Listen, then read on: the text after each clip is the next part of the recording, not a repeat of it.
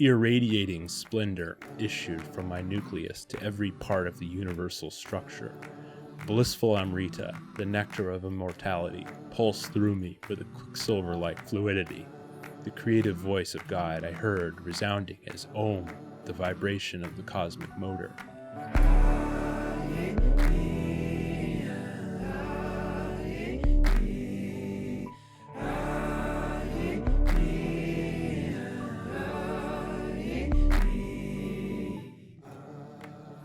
This is the Beware How Show.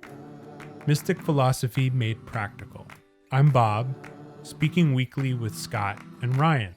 We're three conscious creatives and formerly closeted mystics trying to unpack the inaccessible. According to the mystics, the truth cannot be spoken, but we'll try to talk about it anyway.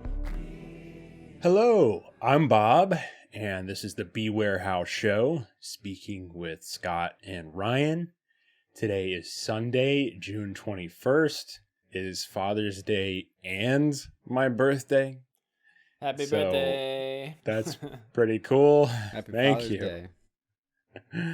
Day. It's kind of funny because it does happen every 4 to 5 years, but this is significant because my first child was born this year. So it's a special day. I'm not with him right now, so I'm not neglecting him. I will spend the majority of the day with him, but it's also my birthday, and talking to two best friends about one of my favorite books is exactly what I want to do. So today we're doing a deep dive into Paramahansa Yogananda's spiritual classic, Autobiography of a Yogi. It is a stunning book, and while it is not for everyone, it was huge for me, and I would love to go into, kind of key themes, a couple of excerpts, quotes, impact it's had, and really, practices as well towards the end. For anyone who hasn't heard of it, or really, honestly, even if you are a fan of the book, you might enjoy us going through it as well. So happy to do that. Yogananda was a Hindu Swami from India who came to America exactly 100 years ago in 1920. He is a massive influence on me. I read his autobiography during my last year of college in 2011.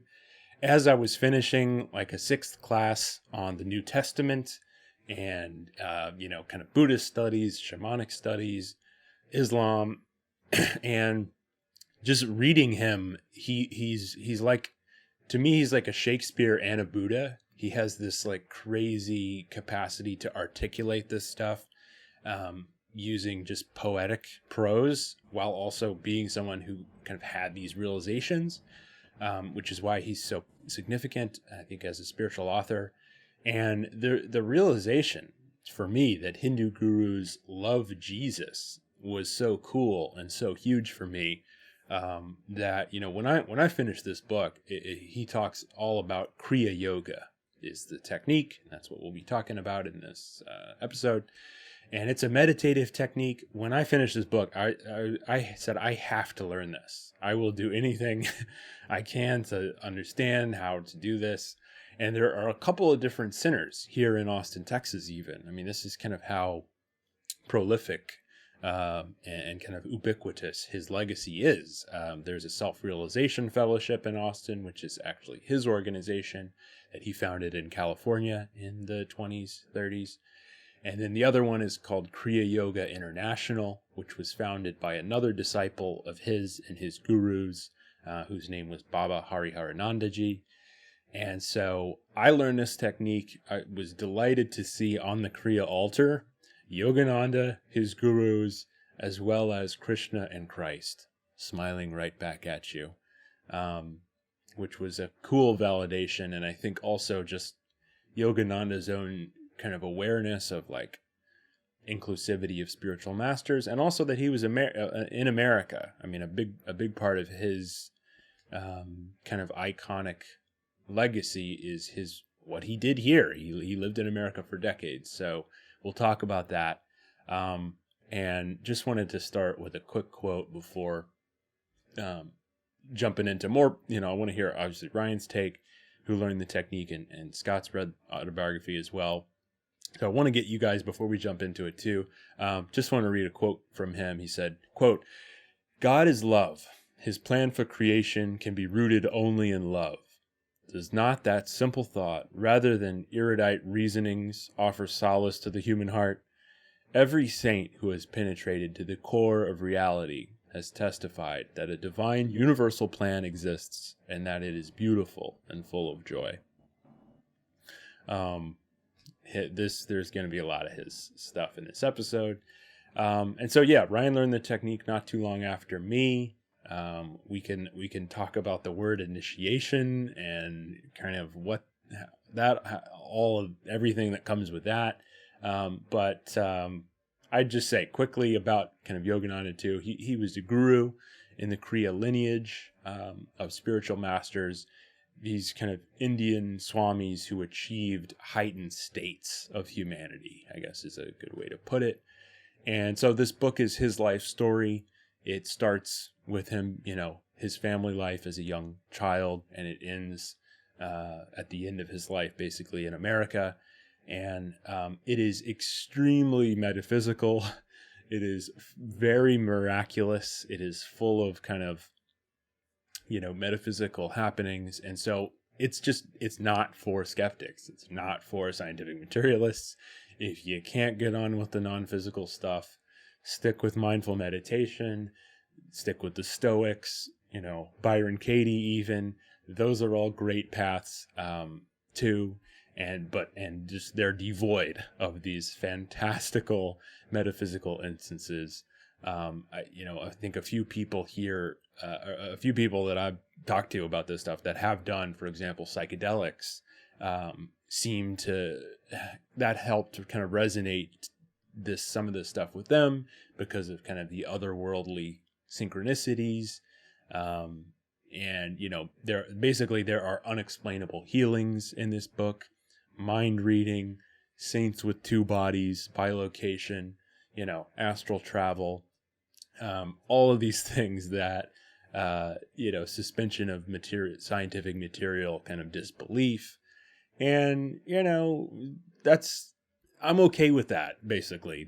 As we discussed at length in the Defining Metaphysics episode, Mark Gover's book, An End to Upside Down Thinking, all this material kind of about scientific advances on the periphery of consciousness being fundamental.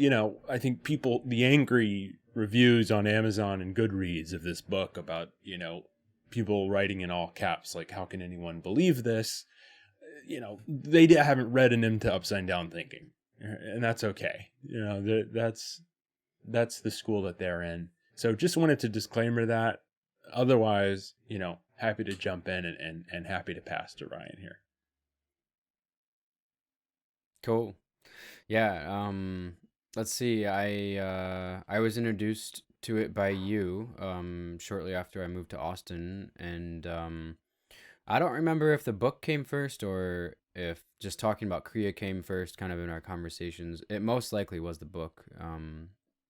And I think if I remember it, I think I read it, and then an initiation was coming up here in Austin, and you and I both decided to go for it. And that was kind of the beginning of my introduction to meditation in general.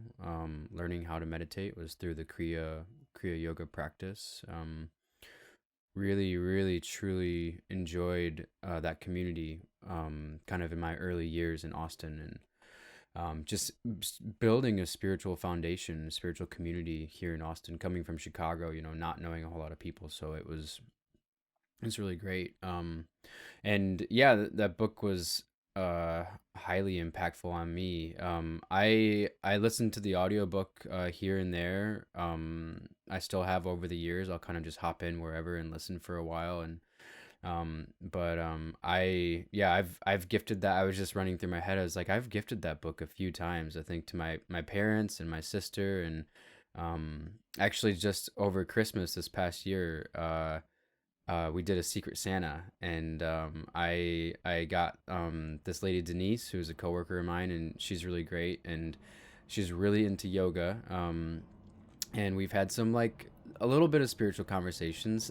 I haven't gotten too much into it, but I could tell that she's open to it and into it, and so when I got her for the Secret Santa, I was like, oh, this book would be so perfect, and so I got her that book, and she was super excited about it. Our company shut down shortly after that, so I haven't spoken to her in a while. But thinking about this episode, I would like to reach out and see if how far she's gotten, and yeah, but love it. I currently don't have it in my house. Yeah, a friend has it. Yeah, because I've loaned it to her. Totally. Yeah. It's happened to me a couple you times. You loaned it to me.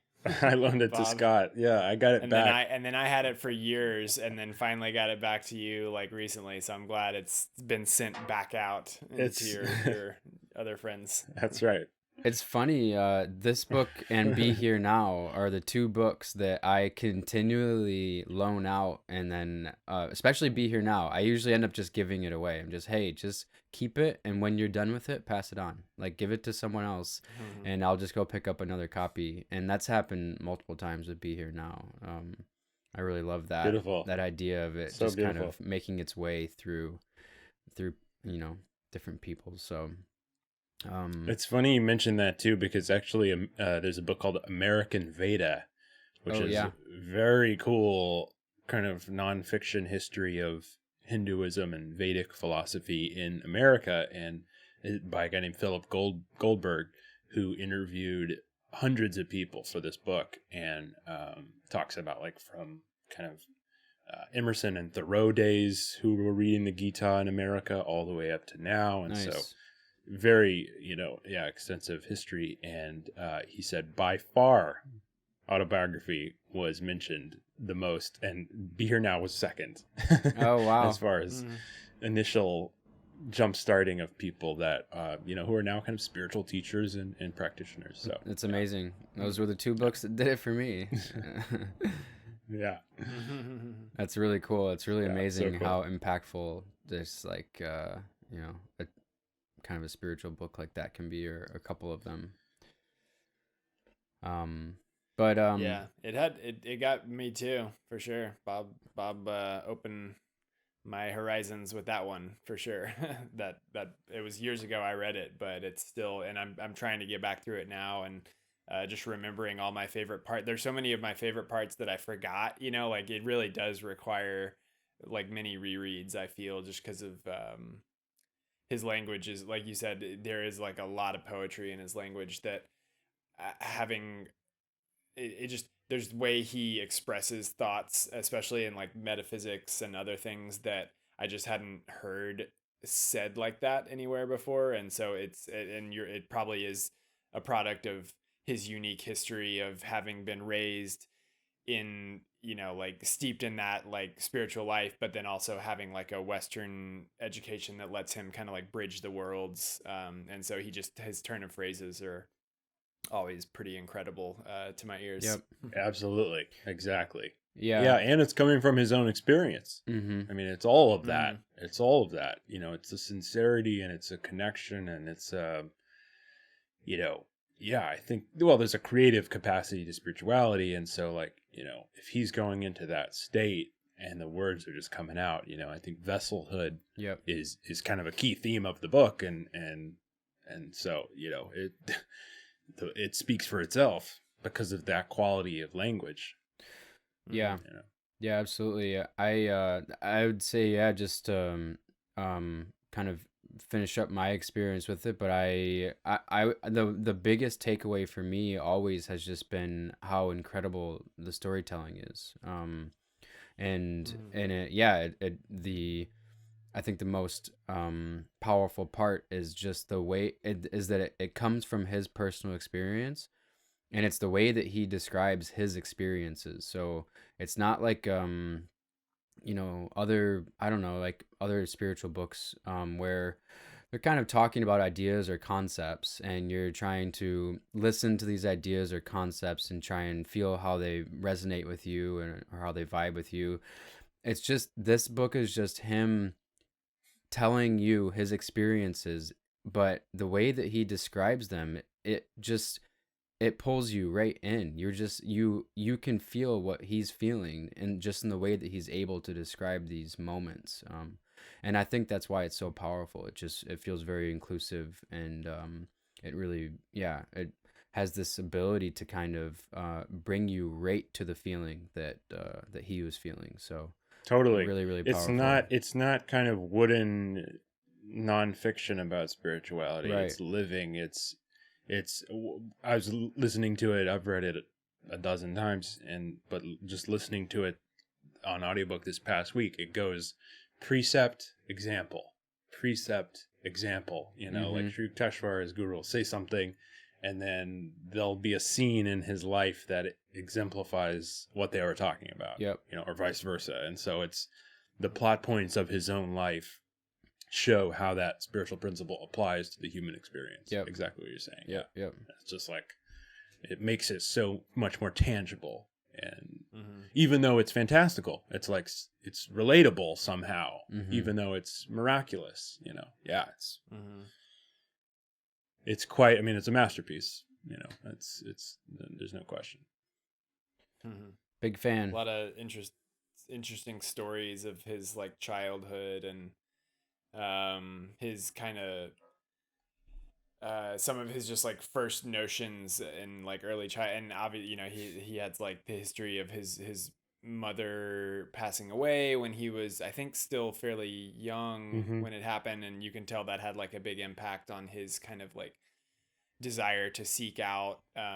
He like refers to the Divine Mother a lot in the book, and I don't even know exactly like I was re-listening to it now and remembering just how those like certain aspects of his childhood led him on this path that luckily his father seemed to be eventually okay with.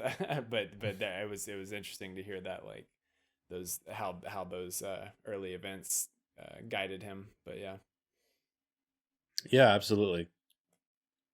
Yeah, no, thanks, guys. It's clear that it touched you guys too, which is so great. One thing I wanted to talk to you a little bit about impact before jumping into a couple of excerpts was, not only has it hit kind of us three, it's the most influential person who read it every year was Steve Jobs.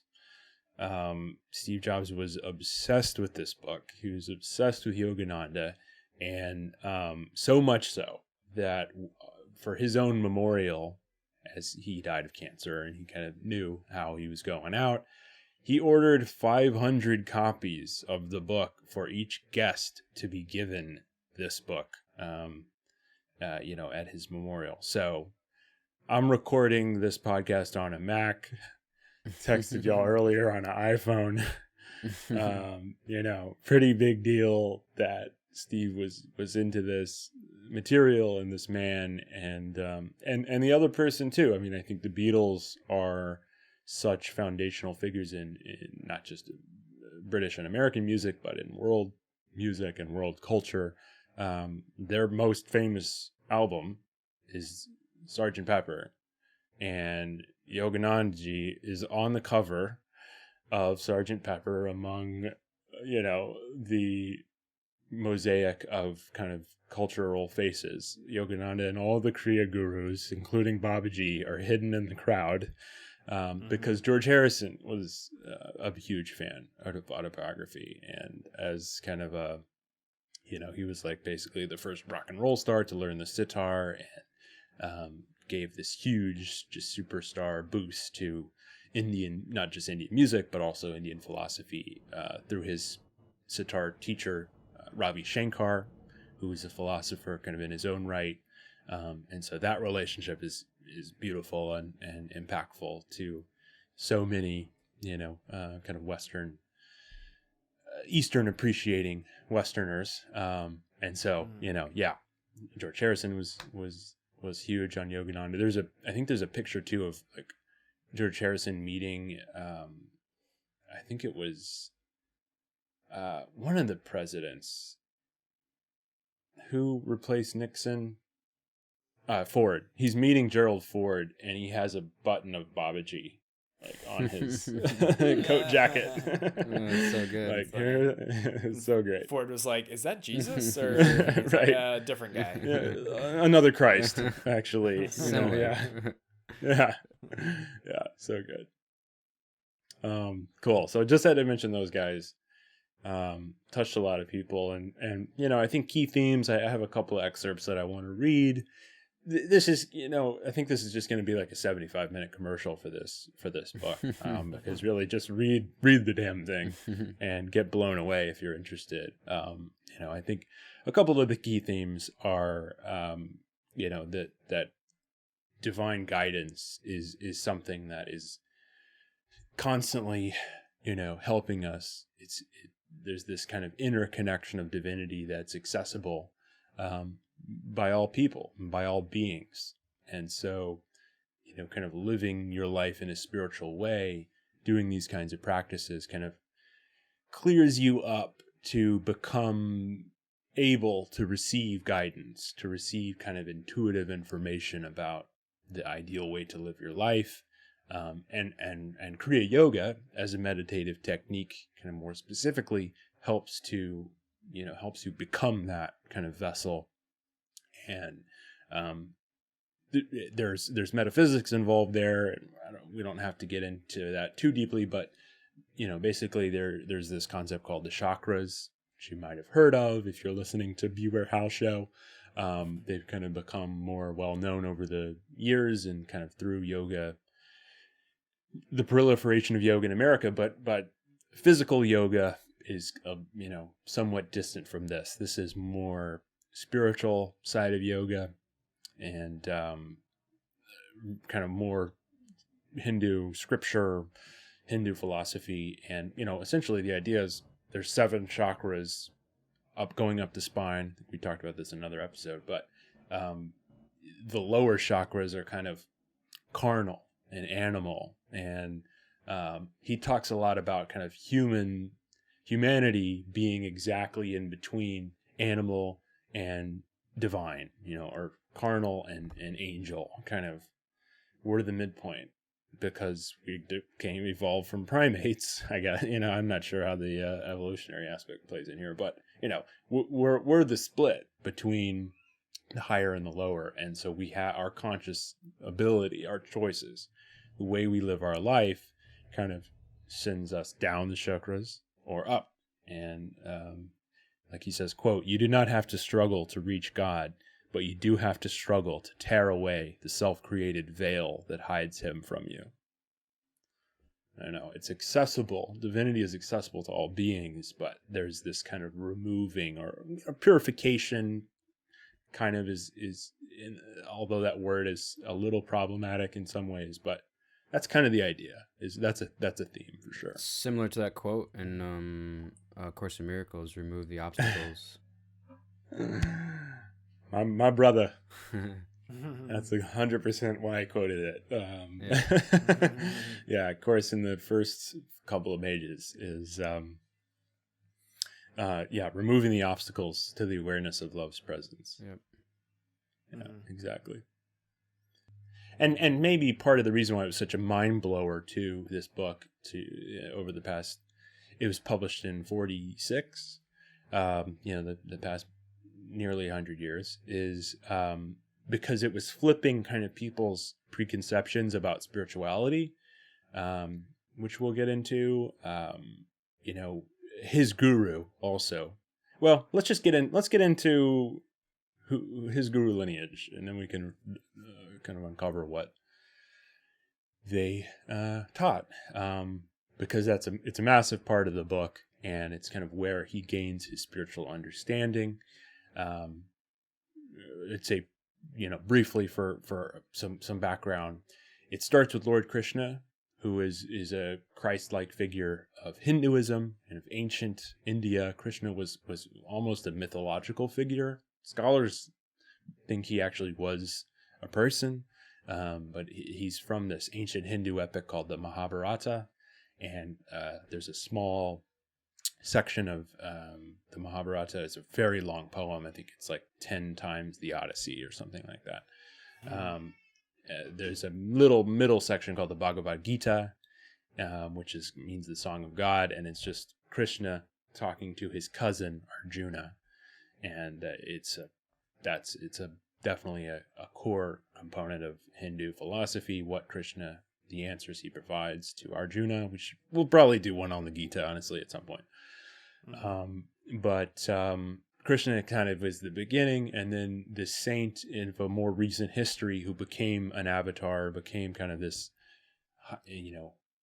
almost like divine being like Krishna, is a being named Babaji, or Mahavatar Babaji. And Babaji is this like deathless astral traveling guru who looks like a handsome young man, is who Babaji was. And he's kind of like mysterious in this book.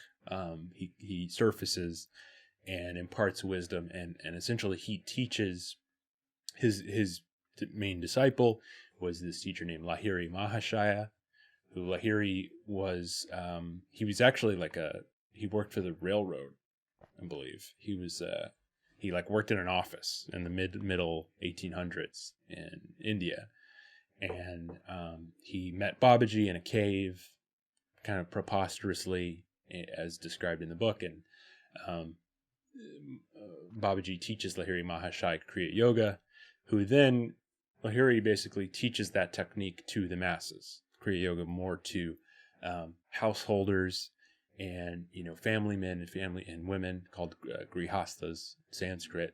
Which really, before that century, I mean, I think also the significance too of this book and this material, to get back to that point, is like spiritual practices were mostly reserved for sadhus or Hindu renunciants. A huge theme in the book is taking formerly kind of world renouncers only material, and starting from Lahiri Mahashaya and his gurus, who they just started teaching everybody else. And so it's a beautiful kind of awakening moment for humanity, actually, in that this formerly kind of esoteric knowledge, it's a big part of like mysticism and the history of mystic philosophy, is like it's kind of like for the disciples only, the secret teachings.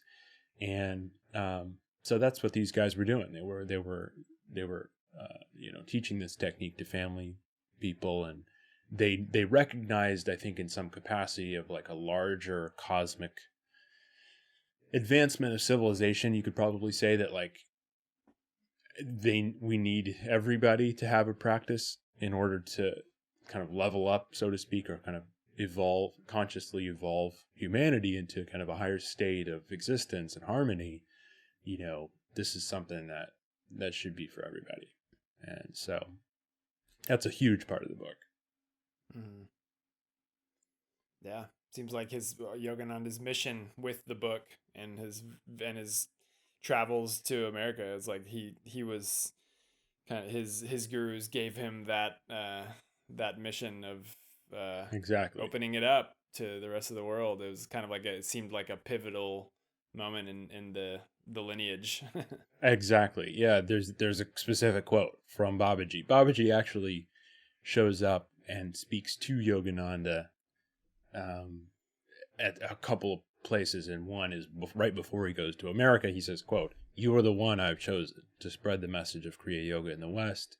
Kriya Yoga, the scientific technique of God realization, will ultimately spread in all lands and aid in harmonizing the nations through man's personal, transcendental perception of the infinite Father." Is Babaji to Yogananda. You're absolutely right. He was picked. He was, and his life, as the book recounts, has all of these kind of, to borrow Jung's term, these kind of synchronicities of like perfect education for him to be able, like, even he goes to college, even though he has a guru. He meets Sri Yukteswar, which is this incredible chapter, but when he meets his guru finally, he kind of spends his childhood trying to meet saints. Yeah. He has he just has this divine calling, Yogananda, boy Yogananda, and frustratingly kind of goes through, basically rural India, trying, meeting saints and trying to figure out if they're who will teach him, etc. And so he gets all this learning, but he finally meets Sri Yukteswar, and there's a really long chapter, and I have an excerpt from it, but there's a moment where he says, you got to go to college though also. And he's like, what are you talking about? I'm not a student, I'm not a scholar. And he says, when you go to the West, they'll appreciate you, and your message will be more easily received by Americans and by Westerners if you have a college degree, if you have kind of university education. And so he does that. And it's a funny story about how he kind of doesn't really study that much, and then kind of miraculously passes barely, and kind of comedically. Slacker. Yeah. He's at the ashram. He's more entranced by Sri Yukteswar than book learning. But it's also funny too to think of him as a poor student when he writes this. And his writings are so, pivotal. I think and just he's quite the intelligent person, despite his coloring, his years.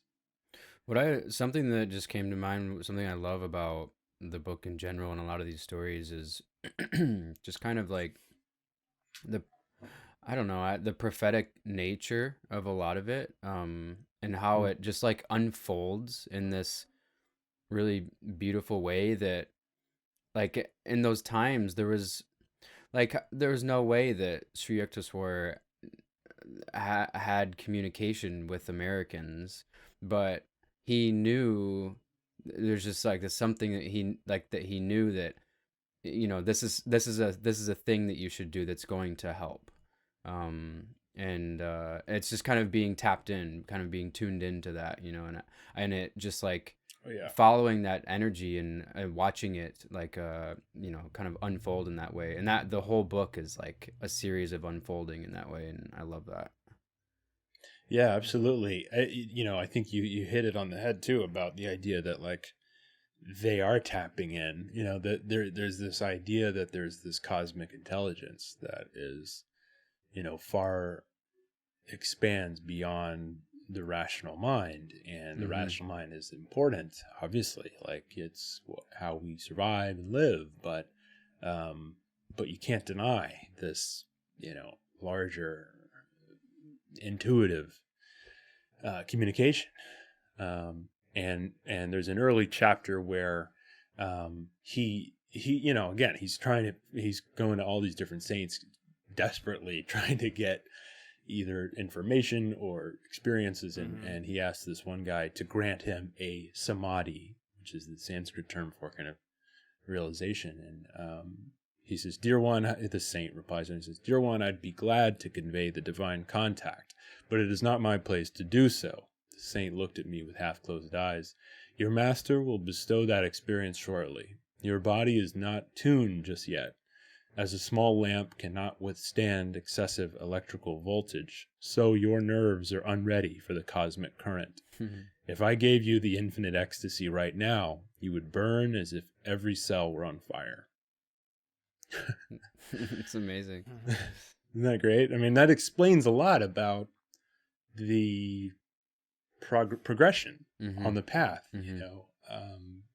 that, well, the kind of believer unbeliever argument, or whatever, religious person atheist kind of argument of like, well, you can't see God, like if I could see him, there's this process, there's this awakening process that you have to, it starts with willingness, it starts with being open to these ideas, and then it's it increases through your own practice, through contemplation, mind training, service to others. You kind of work your way up the chakras, so to speak, and you start to have experiences, smaller and smaller, and then ultimately, according to beings far greater than I, you have these kinds of almost ecstatic experiences. And this is a great, I mean, I think I just need to read this excerpt too, because you guys will love this. It's a couple minutes, so just bear with me here, but this is kind of the main excerpt I wanted to read. Cool. Today. Finally, his guru essentially says, okay, you've worked enough, basically, Sri Yukteswar. You've dispelled the false within enough to be able to handle something like this. And so when they're meditating, his guru strikes Yogananda gently above his heart, and he says, quote, "My body became immovably rooted. Breath was drawn out of my lungs as if by some huge magnet. Soul and mind instantly lost their physical bondage and streamed out like a fluid piercing light from my every pore. The flesh was as though dead, yet in my intense awareness I knew that never before had I been fully alive. My sense of identity was no longer narrowly confined to a body, but embraced the circumambient atoms. People on distant streets seemed to be moving gently over my own remote periphery.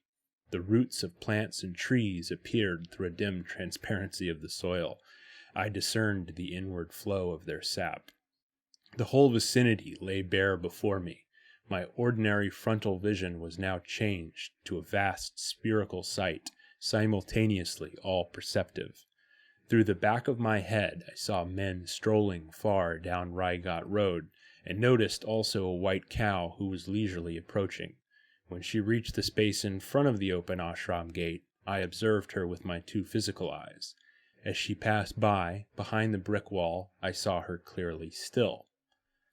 All objects within my panoramic gaze trembled and vibrated like quick motion pictures. My body, masters, the pillared courtyard, the furniture and floor, the trees and sunshine occasionally became violently agitated, until all melted into a luminescent sea, even as sugar crystals thrown into a glass of water dissolve after being shaken. The unifying light alternated with materializations of form, the metamorphoses revealing the law of cause and effect in creation. An oceanic joy broke upon calm, endless shores of my soul. The Spirit of God, I realized, is exhaustless bliss. His body is countless tissues of light. A swelling glory within me began to envelop towns, continents, the earth, solar and stellar systems, tenuous nebulae, and floating universes. The entire cosmos, gently luminous, like a city seen afar at night, glimmered within the infinitude of my being. The sharply etched global outlines faded somewhat at the farthest edges. There I could see a mellow radiance, ever undiminished. It was indescribably subtle. The planetary pictures were formed of a grosser light. It's almost finished here, although it's, how dare I interrupt this?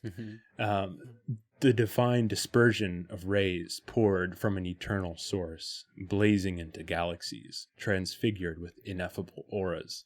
Again and again I saw the creative beams condense into constellations, then resolve into sheets of transparent flame. By rhythmic reversion, sextillion worlds passed into diaphanous luster. Fire became firmament. I cognized the center of the Empyrean as a point of intuitive perception in my heart. Irradiating splendor issued from my nucleus to every part of the universal structure. Blissful Amrita, the nectar of immortality, pulsed through me with a quicksilver-like fluidity. The creative voice of God I heard resounding as Om, the vibration of the cosmic motor. Suddenly the breath returned to my lungs. With a disappointment almost unbearable, I realized that my infinite immensity was lost. Once more I was limited to the humiliating cage of a body, not easily accommodative to the spirit. Like a prodigal child, I had run away from the macrocosmic home and imprisoned myself in a narrow microcosm.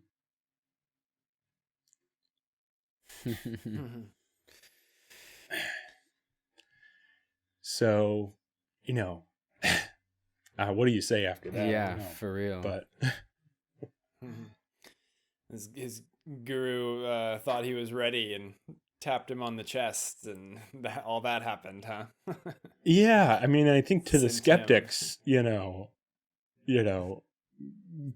give me a rebuttal on that one. You know, I mean, it's such lucidity.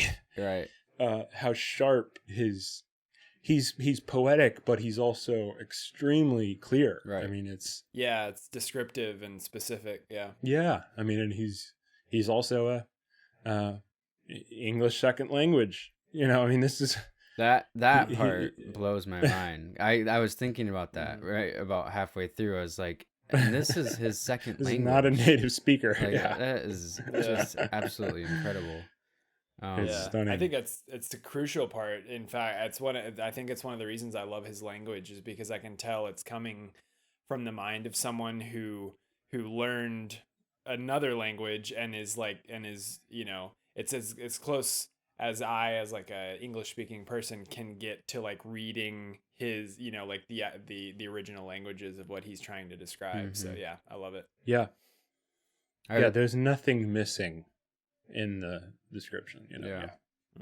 I was like listening to that, and I was just like, and you wonder why pretty much anyone who dabbles with psychedelics has a more spiritual component to them afterwards. Like, I think that explains it pretty well.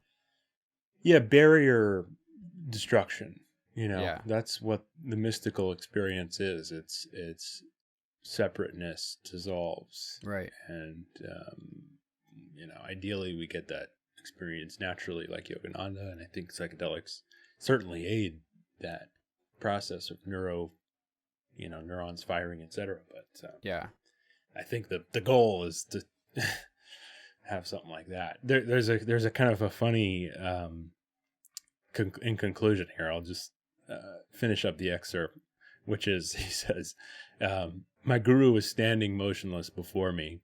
I started to drop at his holy feet in gratitude for the experience in cosmic consciousness which I had long passionately sought. He held me upright and spoke calmly, unpretentiously. You must not get overdrunk with ecstasy. Much work yet remains for you in the world. Come, let us sweep the balcony floor, and then we shall walk by the Ganges. I fetched a broom. Master, I knew, was teaching me the secret of balanced living. The soul must stretch over the cosmogonic abysses, while the body performs its daily duties. When we set out later for a stroll, I was still entranced in unspeakable rapture. So,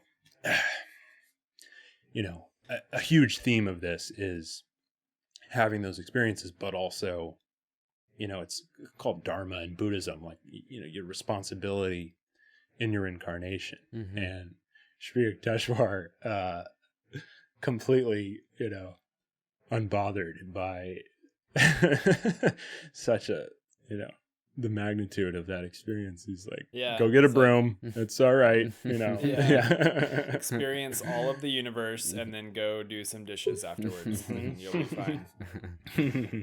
Exactly. It reminds me of the book I just finished by Jack Kornfield. The title is literally sums that up, but After the Ecstasy, the Laundry.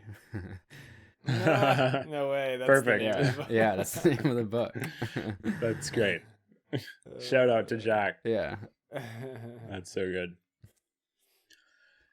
Yeah, you know, he was a messenger. I mean, I think Sri Yukteswar also, I mentioned this in an earlier episode, he wrote a book called The Holy Science, which is a small book that SRF published years later, but you know, it was about the Bible and its relation to Vedic philosophy and kind of East and West. So, you know, that was his guru. His guru was familiar with Western custom, and also Sri Yukteswar was, I think, not only was he English fluent, he was French fluent. He was a multi, you know, like polyglot or whatever, and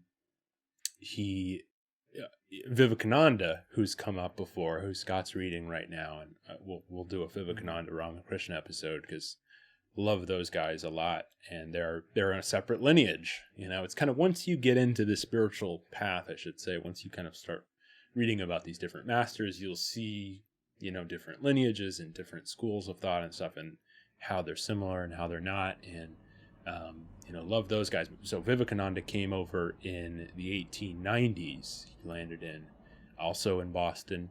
30 or so years before. He actually came. No, he famously spoke at the Parliament of World Religions in Chicago, but he only stayed for a few years, and man, that was like a huge moment in, for example, in American Veda, the book that talks about the history of Hinduism in America. His speech was in newspapers all across America. It was this huge deal, and because Vivekananda was this real force too, and Yogananda was born the year that Vivekananda spoke in Chicago. So Wow. Yogananda comes over in 1920, but Vivekananda only stayed a few years in the 1890s. Yogananda stayed in America his entire life. So his kind of childhood years, teens and 20s are in India, and then I guess late 20s comes over and dies in Los Angeles in 1952. So he was really the first, American yogi. He spent 3 decades here and just devoted his life to teaching specifically Americans. So it's I think for American spiritual people, it's like there's such a sense of gratitude for him. Yeah. I mean, he could have stayed in India. He could have been a famous guru there, and who knows what else he could have done, but that wasn't the plan. California. That wasn't the plan. The plan was to bring this information over here. Absolutely. Mm-hmm. Yeah, and also they talk about kind of America's, and he talks about a lot, America's economic successes and industrial successes, but kind of spiritual lack or spiritual dilution at least, versus kind of India's spiritual wealth and spiritual abundance and economic lack and industrial lack. And so he was kind of trying to help that balance in some capacity. So ton of gratitude for that guy. So I was telling you, there's a building right in my neighborhood it was like a month or two ago. We were just cruising around the neighborhood to get out of the house for a little bit. And I just drove by and I was like, oh, look, it looks like it's been there obviously a while, because it was set up by, a devotee of Yogananda's, I guess. But yeah, Kriya Yoga Temple right in Logan Square in Chicago. Nice. It was just cool to happen to just coincidentally stumble stroll upon by. one. Yeah, see this establishment right as we were talking about it. But I love it. That's awesome. So great. Yeah, he does return to India once or twice to visit and kind of tour, and he was greeted with much adoration. I think the work that he was doing in America got back to the home country, and he actually did. He met with a lot of famous people, and so part of the book too, especially the later chapters, are kind of he meets Gandhi. He goes to Gandhi's ashram and hangs out and tries to understand kind of Gandhi's integration of spirituality and political action. And when he was younger, he met Rabindranath Tagore, who Tagore was the first Indian winner of the Pulitzer Prize. Tagore was a famous Bengali poet. He wrote Gitanjali, is what he won the Pulitzer Prize for, and they compared schools and had dialogue about education and spiritual education. He met this famous saint too, named Anandamayi Ma, who is probably the most, I don't know. It's not a contest again, but she was just this embodiment of the Divine Mother. It's kind of what she's known for. She was an ecstatic, and she kind of lost almost all rational. Like if she was in America, we would have put her in an institution. I mean, it's kind of that's how fervent her bliss, and there's all these portraits of her in ecstasy, and it's almost tangible how her state. And when she meets Yogananda, she just runs to him and she's just like, Father, Father, and they have this hardcore spiritual connection. So there's kind of a best of saints during his lifetime that he meets. And there's another one even too, a German mystic named Teresa Neumann, who is a stigmatist, who got stigmata. if listeners know or don't know what that is, it's the wounds of Christ. Famously, Saint Francis allegedly had stigmata, and Padre Pio had stigmata, and so he met a woman who allegedly didn't live on bread. She just took the sacrament for 40 years or something like that, and she would bleed out her hands, and maybe stigmata and mystical. Physical is another episode, but anyway, Yogananda kind of helped publicize her a little bit when this came out in the book. That he met with her, and he kind of stamped spiritual approval on her. So there's some great moments. I mean, I guess in just going through the autobiography episode kind of agenda here, him meeting with the saints are great, and famous figures is a great aspect to all this. Yeah, and like you said, he was doing it from early on. Like as a kid, he was That's right. seeking out these gurus. I remember one of those stories was around that the Divine Mother. He like walks in, and the guru is like, he like kind of tells him to wait, and he's like, sorry, I'm conversing with the Divine Mother right now. Can you give me a second? And Yogananda hears that and just like breaks down crying, because he like wants so badly to like experience what this guru is in the middle of at that moment. And so he just like kind of like, falls apart. He's still a young guy, and he just like, I think, he again had recently lost his mother. So he was like seeking that like vision of the Divine Mother. And so he goes home, and later that night, he writes that the Divine Mother like visits him in like this like vision of glory, and it's like this incredible thing. And then he goes back the next day to that guru, and he's like, and the guru's like, so how did you like your visit? Like the guru knew, like last night at 10 o'clock, I think the Divine Mother visited you. And so, it was just like, did it go okay, or? Yeah. But so he was getting all these, those stories he shares of his sneak peeks of his whole life of these people. Yeah, it's beautiful. It's so true. The stories when he's young are great. While he's searching for Sri Teshwar, ultimately his kind of capital G guru, he meets all these other guys, and the tiger saint, the saint with aromas and scents, and all these kind of different miracle babas is like a term for them, and how like, nope, that's not mine. Yeah, exactly. So great. Was there a naked saint in the book too, or am I thinking of something else? Well, there's not a lot of clothes that swamis are wearing. Yeah, typically, I just feel like I remember from the book. Yeah, I feel like I remember a story about that, but I don't. Maybe I'm mixing something else, but I think a good percentage are scantily clad. I'll put it that way. Yeah. Let's see, a couple more points here. I think I want to talk about Hiranyaloka a little bit, and there's this aspect about when he died and kind of the miraculous nature of that. Yeah, let's keep going. So he there's this moment. There's kind of an obscure moment that I really like, where he enters a shrine. He's on his way to find another saint who can take him to the Himalayas. And, this is an example, I think, too, to Ryan's point earlier, of like precept and then like life event and how it ties to it, and how the event informed his realization about a spiritual idea. So he goes into the shrine. He's trying to find this saint. And says, the altar contains nothing but a round stone. Its circumference, beginningless and endless, makes it aptly significant of the infinite. Cosmic abstractions are not alien even to the humblest Indian peasant. He has been accused by Westerners, in fact, of living on abstractions.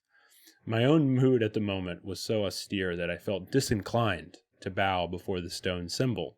God should be sought or reflected only within the soul. I left the temple without genuflection and walked briskly toward the outlying village. He kind of goes on his way, and he asks this man for directions to get to the Himalayas, to get to this guy, and he gets lost. He's lost for like a couple of days, and then he bumps into this guy one of the saints, the saint says, I was planning to leave Ranbajpur, but your purpose was good, so I awaited you. He shook his finger in my astounded face. Aren't you clever to think that you, unannounced, could pounce on me? That professor had no right to give you my address. Considering that an introduction of myself would be mere verbosity in the presence of this master, I stood speechless, somewhat hurt at my reception. His next remark was abruptly put. Tell me, where do you think God is? Why, he is within me and everywhere. I doubtless looked as bewildered as I felt. All-pervading, eh? The saint chuckled. Then why, young sir, did you fail to bow before the infinite in the stone symbol at the Tarakeshwar temple yesterday? Your pride caused you the punishment of being misdirected by the passerby, who was not bothered by fine distinctions of left and right. Today, too, you've had a fairly uncomfortable time of it. I agreed wholeheartedly, wonderstruck that an omniscient eye hid within the unremarkable body before me. Healing strength emanated from the yogi. I was instantly refreshed in the scorching field.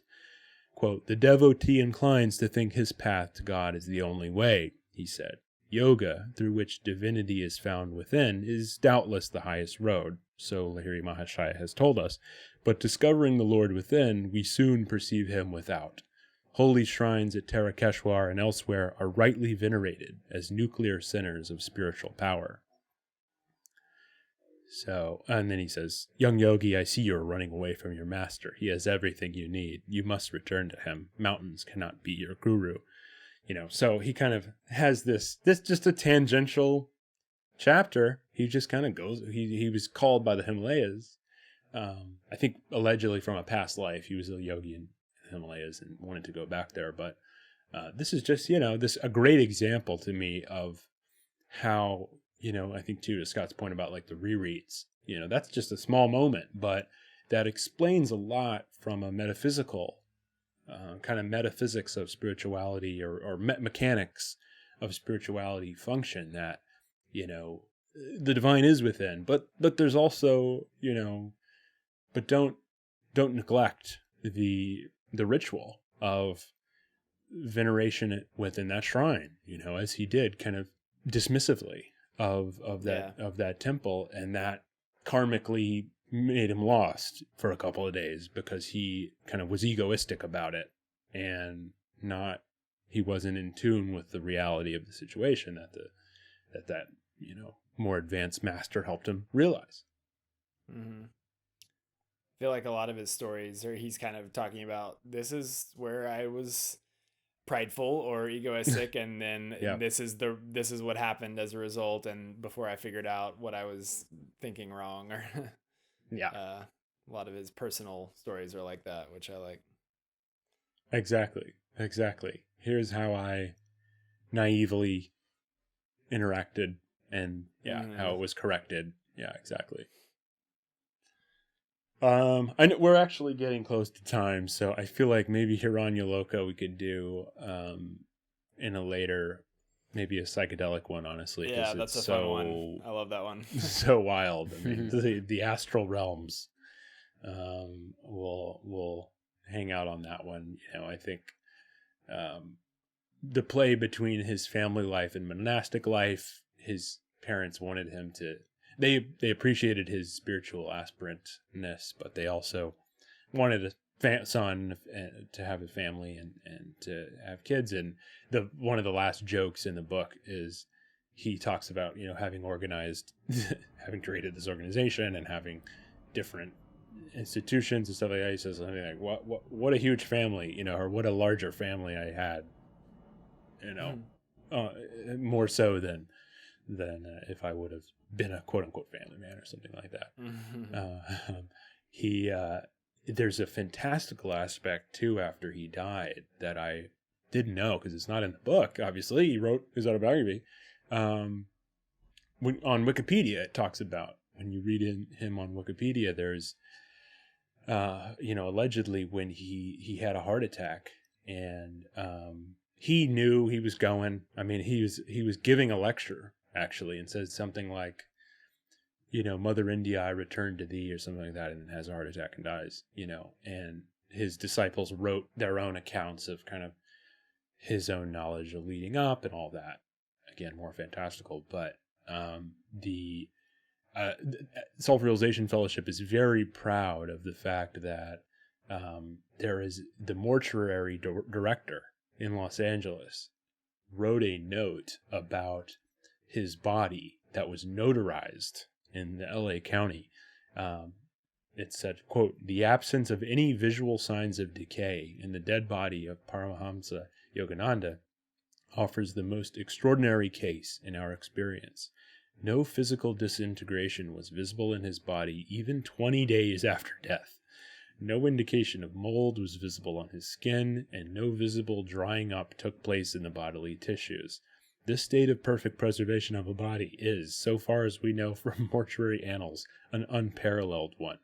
No odor of decay emanated from his body at any time." Is not from a disciple, that's from a mortician, whom the organization notarized that letter. It's incredible. So that's a Wow, I pretty didn't know cool that. little stamp of like how insanely advanced he was, and I think it's just a cool footnote, I think, to his story. Mm-hmm.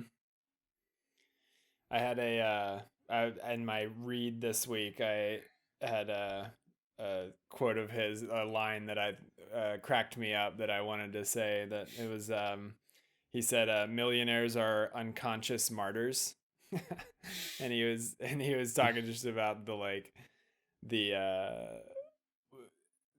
what gets lost in like a material life, and he was just trying to like describe Hilarious. how he's just like sad for them that they are missing so much, because you just get tied down to the physical world, and that cracked me up. The other one I liked was the poet is intimate with the truth while the scientist approaches awkwardly. I enjoyed that line too. There's a lot of good one-liners in there that I had to call out. Yeah, I know exactly that larger chapter. Let me see if I can find it real quick. If any, by the way, I should say ananda.org/autobiography. You can read the book for free. You don't even have to buy it. That's great. It's another organization started by Kriyananda, who was formerly Donald J. Walters. And he's great, but there's kind of a few organizations, and they're not quite perfect harmony among all of them, but they're not quite at odds either, but it's like a different version of autobiography. Anyway, it's fine. This guy, I think he's talking about, all proud millionaires and unconscious martyrs. He says when he was a kid, he met one of these saints. I'm not trying to one-up you, by the way. I'm just trying to expand on that I'm great glad point. you knew where it was. I knew where it was because I love that piece. He says he meets this levitating saint, and the student says this. He says, "Master, you're wonderful." A student, taking his leave, gazed ardently at the patriarchal sage. "You have renounced riches and comforts to seek God and teach us wisdom." It was well known that Baduri Mahashaya had forsaken great family wealth in his early childhood when single-mindedly he had entered the yogic path. Quote, "You are reversing the case." The saint's face held a mild rebuke. "I have left a few paltry rupees, a few petty pleasures, for a cosmic empire of endless bliss. How then have I denied myself anything? I know the joy of sharing the treasure. Is that a sacrifice? The short-sighted worldly folk are verily the real renunciants. They relinquish an unparalleled divine possession for a poor handful of earthly toys." I chuckled over this paradoxical view of renunciation, one which puts the cap of Croesus on any saintly beggar, whilst transforming all proud millionaires into unconscious martyrs. The divine order arranges our future more wisely than any insurance company. The world is full of uneasy believers. I mean, you could go all day reading this stuff. It's that good. I'd say, I think if there's any sign off here with this one, and just aside from just reading the book, if you're interested or as entranced as we are, he talks a lot about Kriya and how to kind of the mechanics of the technique, although he can't explain it. And Ryan and I didn't really talk about initiation, but maybe it'd be useful to discuss that briefly, which is, we did get quote unquote initiated into Kriya Yoga. And I think kind of as an institutionalist mystic, that word is a little loaded for me. I'm not crazy about that word, but the way that these organizations describe it and the way Yogananda describes it is, there among thousands of yoga teachers in America, and there's gym yoga and all these different kind of aspects of it. Essentially what he says is, because of certain ancient yogic injunctions, I cannot give a full explanation of Kriya Yoga in the pages of a book intended for the general public. The actual technique must be learned from a Kriyavan or a Kriya Yogi. Here, a broad reference must suffice. They're trying to preserve this teaching for people who, kind of meet that first step of willingness. That's really all it is. The initiation word, not to be accusatory here, but can to the wrong people sound maybe cult-like or, exclusionary, exactly, or kind of, light the candles and wear the hood and things like that. And that's really not what it was. It's just a willingness and honoring that sincerity and honoring, the preservation of the technique. So I was going to say, that's kind of my take. Yeah, the technique too. I think just a part of that is just the practice is very detailed, and I think that a part of that is just wanting to make sure that when you learn it in the best way possible, in the exact way that it's been learned for, as long as it's been around. So for me, I get that. I totally get that. It's just like anything else. Like, you want to learn a skill, the best way is to do kind of a weekend immersion with people who have been practicing it and learn it. It just doesn't translate as well if you just read it out of a book. So. Mm-hmm. Right. Exactly. And what I can say, what I do tell people is it's pretty close to Kundalini yoga. Mm-hmm. Anyone's familiar with that? It's chakric pranayama. Basically, it's you breathe up and down your spine. You breathe up and down the chakric centers, and it's not very physical. I mean, it's mostly meditative. It's not quite, sun salutations, which I do like hatha yoga, and it's beneficial, I think, from a physical exercise point of view and a meditative. But this is a little bit more kind of mystical and spiritual type of yoga. If there's a spectrum, you have kind of hatha yoga or like physical yoga or hot yoga. Is kind of like the gymist, I guess, of it. Bikram yoga, which that's a whole nother conversation. But and then on the other end, you have Kriya, and somewhere in the middle probably is like vinyasa, right? Is that what it is? Yeah, vinyasa. Flow. Yep. Flow, vinyasa. Yeah, vinyasa yoga is in the kind of the middle. It's like meditative, but also physical, and then So we kind of came in on the real spiritual angle of it because of this guy, because of this book. I love there's a couple quotes to get out of here because I hear a crying baby and it's Father's Day and I'm gonna go hold him. And but he says, I love this. He says he's describing his guru.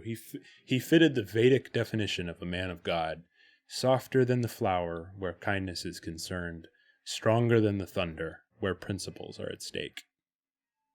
Love that. That's one of my all-time favorite quotes. I love that so much. It's just something great to live by. Yeah. I mean, that's the yin and yang of spirituality, of, kindness and floweriness, of gentleness with all beings, but not doormatness, stronger than thunder when it's about the principles and the discipline, discipleship. Yeah. And I think this is a good one to go off of. This is from the chapter with Sri Yukteswar's disciples and students that would ask him, that would doubt themselves or whatever. They would say, I don't think I can do this, or I've made too many mistakes, and da-da-da. And Sri Yukteswar says, forget the past. The vanished lives of all men are dark with many shames. Human conduct is ever unreliable until anchored in the divine. Everything in the future will improve if you are making a spiritual effort now. Release your guilt, release your shame or past regrets.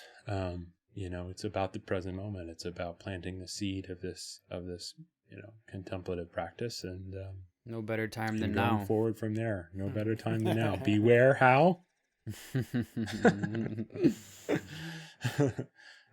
So anyway, love this book.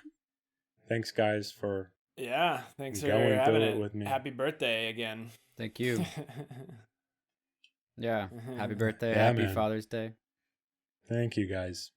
I'll take those despite time being illusory and a construct of egoistic mind.